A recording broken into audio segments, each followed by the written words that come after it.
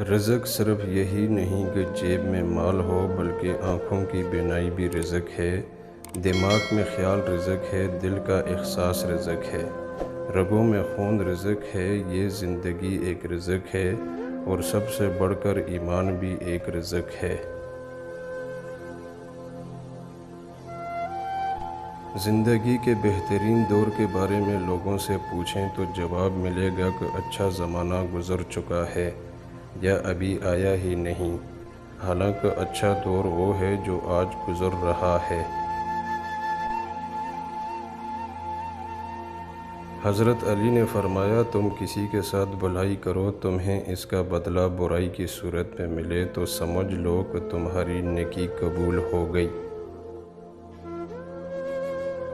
حضرت علی نے فرمایا، کتنے اپنے ہیں جو غیروں سے زیادہ غیر ہیں، اور کتنے غیر ہیں جو اپنوں سے زیادہ اپنے ہیں۔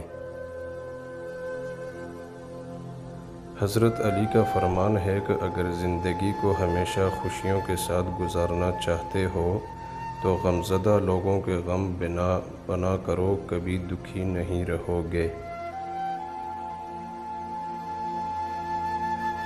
وہ مکان، وہ گلی، وہ لوگ تو ہیں، کوئی اپنا وہاں نہیں ہے تو کیا؟